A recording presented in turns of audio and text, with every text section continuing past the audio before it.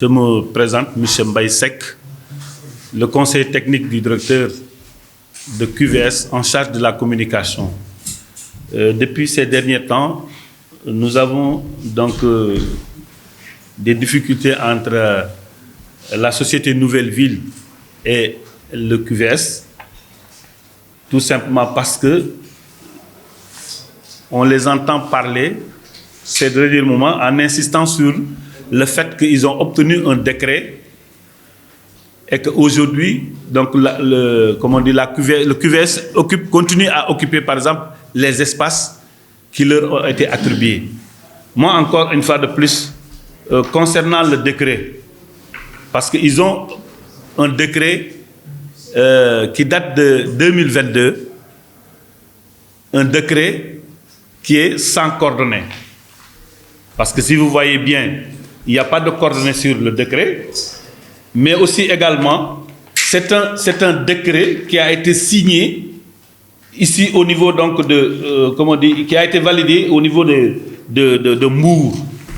Voilà, plus précisément, c'est dans le département de Mbour. Et que là où nous sommes à QVS, c'est dans le département de Thiès, plus précisément dans la commune de Keur Moussé. Le problème qui se trouve, c'est que nous, on ne s'est pas levé un jour pour venir effectivement occuper les terres. On est passé par là où on doit passer. On a été reçu par l'État. Quand je dis l'État, c'est le ministre de l'Environnement qui nous a signé un protocole d'accord. Un protocole d'accord pour une exploitation de 25 ans. Sur ces 25 ans, effectivement, ça nous a permis au moins d'aller chercher des partenaires ou alors chercher des financements pour pouvoir mener à bien l'exploitation donc de ces terres en termes d'agriculture. Effectivement, on a pu investir au moins 4 milliards 883 millions justement pour pouvoir bien travailler. Et ces investissements sont vérifiés. Donc nous avons construit des forages, nous avons construit également des bassins de rétention justement pour permettre quand même l'irrigation donc de bien se faire. Alors sur ce, notre protocole, pourquoi ça a été signé au niveau de Thiès? Parce que tout simplement, sur le plan géographique, l'ANAT avait consulté et bien vérifié, évidemment, l'espace. Et l'ANAT avait précisé que cette zone se trouve dans la commune de Keur Moussé, plus précisément dans le village de Thiambo. Et que sur ce, il nous a même donné un ICAT pour ça, donc l'ANAT, pour préciser bien sûr que là où nous sommes, alors appartient ici, donc dans la zone de Keur Moussé. Voilà, donc ça c'est le NICAD, cadastre plutôt, NICAD, oui, de Thiès, bien sûr, et ici également, donc l'ANAT. Donc pour dire qu'effectivement, sur le plan géographique, on sait là où on s'est situé. Mais par contre, le décret, c'est dans le département de Mbour. Encore une fois de plus, moi je dis, le département de Mbour n'a rien à voir avec le département donc, de Thiès. Et aussi, encore une fois de plus, moi je ne l'ai jamais vu brandir la délibération de la commune de Thiès qui leur permet d'aller vraiment au niveau du cadastre de Mbour pour pouvoir se procurer donc, des documents. Donc c'est dire encore une fois de plus, il y a quand même une discordance donc, sur ce côté. Parce qu'on ne peut pas être ici à Mbour, à Thiès plutôt, ils sont à Mbour et qu'ils viennent vraiment nous piétiner, dire que vraiment, c'est leur appartenance. C'est l'État qui doit arbitrer parce que c'est l'État qui nous a donné. L'État qui nous a donné un protocole pour une exploitation de 25 ans. Alors, s'il donne encore, je dis bien, s'il donne encore aux autres, c'est à lui vraiment d'arbitrer. Et que nous avions lancé à plusieurs reprises l'appel à l'endroit du président de la République pour qu'il vienne au moins donc, clarifier la chose. Nous, en tout cas, jusque-là, on n'est pas contre vraiment de négociations. On accepte, on est pour qu'on se retrouve autour d'une table, essayer de discuter pour clarifier vraiment donc, la situation. Effectivement, donc autorisation de loterie, parce que c'est vrai que tout à l'heure, j'ai brandi tout à l'heure l'autorisation de loterie qui ont été obtenues, qui ont été délivrées par Mambouy Diao et Ablaye Sidi Sow. Donc, quand même, c'est des gens que nous connaissons et que tout le Sénégal les connaît, surtout dans les difficultés pour le foncier. Aujourd'hui, ils ont accepté peut-être de faire toutes ces signatures-là. Mais, je dis encore une fois de plus, c'est un décret qui est sans coordonnées. Je répète ça encore. Sans coordonnées, c'est-à-dire, donc c'est un décret quand même qui n'a pas été situé exactement ou précisé exactement que... Ça sent la corruption dans ces dossiers? Mais absolument, moi je le dis à haute voix, hein, je le dis à haute voix, et heureusement que donc nous avons un tout nouveau président qui, dans ses priorités, donc va tenir compte surtout sur donc la corruption. Donc cette corruption-là, ça va cesser ici au Sénégal. Mais il faut lier de cause à Mbour et à Thiès devant la justice. Qu'est-ce que vous comptez faire? Alors, nous, en tout cas, jusqu'à preuve du contraire, je dis encore une fois de plus, ce jugement-là, ces décisions-là, je dis encore une fois de plus, c'est des décisions que nous n'acceptons pas, que nous ne pouvons pas comprendre. Mais combien de fois ici au Sénégal, on accuse des gens ou on taxe des gens de tort alors qu'ils n'ont pas tort? C'est parce que c'est la force, c'est la loi du plus fort. Et que c'est cette loi du plus fort qui doit cesser ici au Sénégal.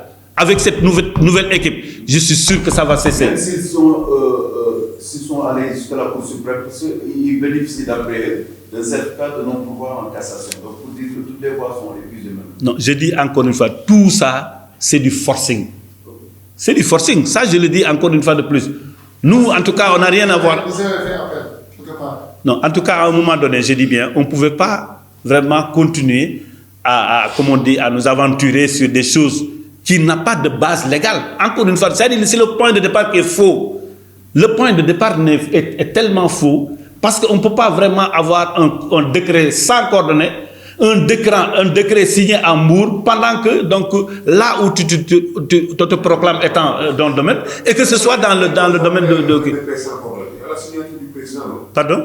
Qu'est-ce que vous appelez un décret sans coordonnées? Non. Ça dit un décret avec c'est l'identification, la localisation du site.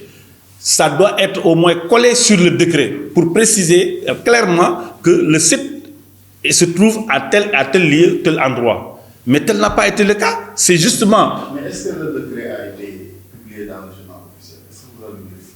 Est-ce que le décret est publié dans le journal officiel? Le décret? Bon, certainement, ils nous ont surpris avec le décret parce que c'est un décret quand même qu'on n'a pas pu vérifier. Et c'est vrai que, donc voilà, c'est vérifiable. Parce qu'un décret aussi simple, aussi facile, si vous le voyez très bien, vous regardez puis bien le décret, vous verrez que c'est vide. Il y a un décret vraiment de foncier ayant, comme on dit, 110 hectares, ne peut pas être considéré comme une feuille volante. Voyez bien. Voyez ça. Ça, c'est simple, ça. Nous Est-ce que vous doutez de l'existence de cette décret? Absolument, nous doutons de ça. Parce que je dis, ce n'est pas bien fondé. Pour une forêt classée, l'exploitation, il y a deux services de l'État qui doivent être saisis.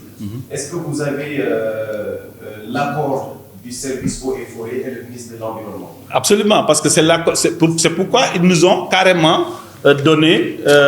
ils nous ont accordé cela. Parce que je dis, le protocole d'accord a été signé effectivement entre les agents, la direction des eaux et forêts et le ministère de l'Environnement qui ont signé ce protocole d'accord pour une exploitation de 25 ans renouvelable. Donc c'est l'État qui nous a donné. Donc je pense que nous avons... En 2019. Oui, en 2019. Et on a entamé les travaux. On s'est trouvé par exemple un financement fiable à hauteur de 4 milliards 800 millions. Donc c'est pas petit. Et encore une fois de plus, je répète, ils sont en train quand même peut-être de faire une mauvaise communication dans la mesure où ils se disent que, alors, ce sont les Hollandais qui sont derrière nous. Mais je dis encore une fois de plus, moi c'est archi faux. Dans la mesure où nous avons allé chercher des financements. Eux qui ont de l'argent. Au lieu par exemple donc, de financer des projets pour les jeunes, au lieu par exemple de créer l'emploi des jeunes, ils se permettent de faire leur propre business en construisant des sites alors qu'ils vont revendre encore. Ça, je dis encore une fois de plus, c'est faux, c'est archi faux. Ça, je le dis encore. Je reviens à ma question. Vous doutez de l'existence de ce décret? Je dis ce décret-là, c'est vide. Ça, ce décret-là, c'est aussi facile. Un décret très simple. C'est pourquoi nous ne pouvons pas accepter vraiment ce décret. On ne peut pas accepter toujours ce décret.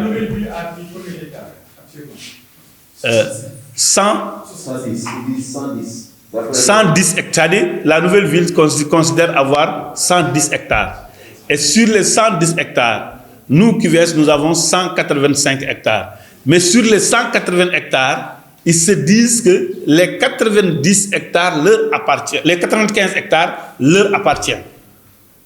Sur les 180 hectares que nous disposons, effectivement, ils se disent que les 95 hectares leur appartiennent. waaye mbokki adduna bi yëpp maa ngi leen di nuyu yéen ñëpp di ziyaara ñëpp di wax ne tey ñëw nañu pour andiwaat ay leeral man ma tudd Mbaye Seck nekk le conseiller technique du directeur en charge de la communication. adduna bi yëpp xam nañu ne am na li dox ci diggante société bi ñuy wax Nouvelle Ville ak QVS loolu boobu ba léegi ñu ngi ciy waxtaan doon laajte ñi nga xamante ne ñooy waa état pour ñu andi ci ndimbal wala ñu andi ci leeral waaye ba léegi dafa mel ni loolu amagul ndax ne ki nga xamante ne nii moo jiite société Nouvelle Ville gis nañu ne ñu ngi persister di wax yoo xamante ne nii Sénégalais yi foog ñu leeral leen lépp lu ñu wax ci dossier bi ci procès bi tey jii fas naa yéene andi leen ci leeral parce que am na lu ci bëri loo xamante ne dafa lëndëm te bu ñu ko leeralee askanu Sénégal dinañu xam ana fan la dëgg bi feete donc looloo tax nag tey ñu toog fas yéene jàkkaarloog àdduna bi waxtaan ak yéen li jëm ci dossier bi. li ma jëkkee mooy décret bi nga xamante ne ni ñoom ñu ngi koy wane di ko publier partout le décret 2022-693 nga xam ne décret bi ñu ngi ko defaree fi nga xamante ne ni mooy Mbour maanaam ci commune u Diass donc la jóge mu doog a dem Mbour ñu defar kii bi ñu defaral leen li nga xamante ne ni mooy cosaanu maanaam fi nga xamante ne foofu la décret bi jógee te loolu leeral bi ñu ci mën a àndil alors bëri na trop ndax décret bi non seulement décret la boo xamante ne ni bu ngeen ko xoolee di fond en comble da ngay gis ne décret la boo xamante ne amul benn coordonnée maanaam amul ne fii la war a tàmbale wala fii la war a jeexee wala fii la yem amu ci maanaam dañ ko defal décret boo xamante ne rek ndax ko gàddu rek dem ci àll ba wëri espace boo xamante ne ni mën na ñëw installé wu fa mu ne donc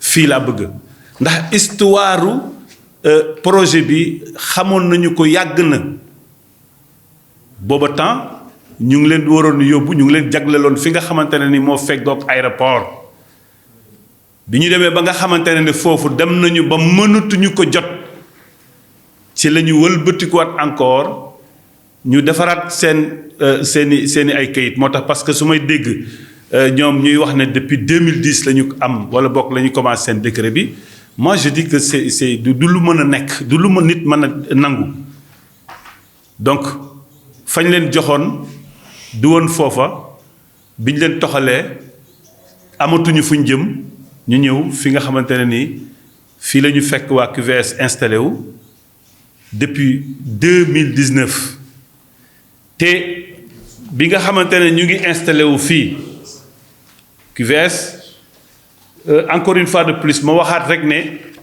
tëbuñu tëb rek ñëw ne dañuy installé wu ci lu ñu neex wala ci suñu coobaare bopp QVS dafa nekk benn organisation boo xamante ne nii dafa naa ne ñëpp xam nañu ne xam nañu ni ñuy liggéeyee ci wàllu suuf fi ñu war a jaar ñu jaar fa ndax bi nga xamante ne nii war nañu ko exploiter dañu dem fi ñu war a dem ñu dem ci fi nga xamante ne nii mooy eaux et forêt ñu xamal ñu carrément ne effectivement fii dafa bokk ci département wu Thiès nga xam ne waa ANAT effectivement bi ñu demee ANAT ñoom ñoo ñu dëggal ne zone bi ci Thiès la bokk plus précisément dans la commune de Kër Moussa ci village bi nga xamante ne ni moom la ñu tuddee Thiambox man mi sax am naa ci lu leer parce que xam naa diggante Diass ak Thiambox maanaam commune Diass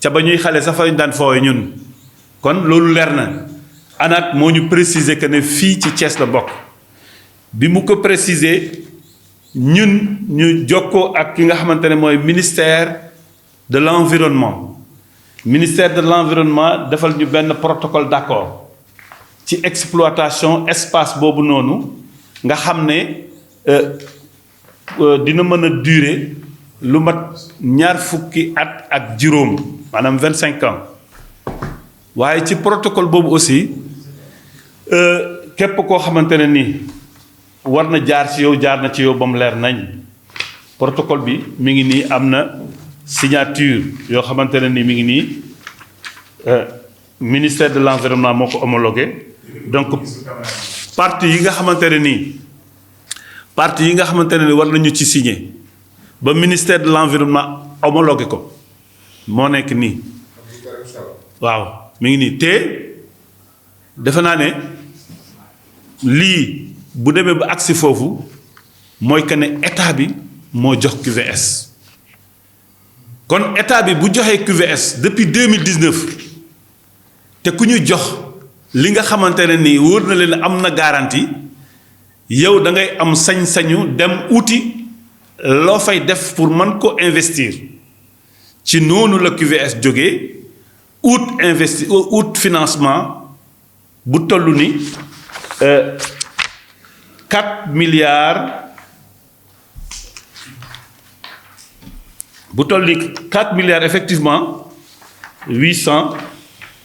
4 milliards 883 mille nga xam ne moom la ñu investir bi nga xamante ne ni jël nañu ko parce que app bi jàpp nañ ne foofu ak 2 fukki at ak juróom dinañ ci mën a génn moo waral bi nga xamante ne am nañu lii def nañu investissement bi ñu jàpp yaakaar ne effectivement dinañ mën a liggéey tranquillement alors léegi ñii bi ñu ñëwee ak seen décret encore ma dellu soit c'est un décret qui date de 2022 alors que nous notre protocole d'accord a été signé depuis 2019 xool leen bu baax incohérence bi waa Sénégal état mënul joxe 2019 ba pare ñun ñu demaat andiwaat benn décret bi ñu signé en 2022 loolu c'est pas possible et en plus aussi ñun mënuñu ñëw fekk li nga xamante ne mooy àll bi nii rek ne dañuy ñëw installé wu te ñoom seen décret bii nii alors xam nga fii forêt classée la woon de Thiès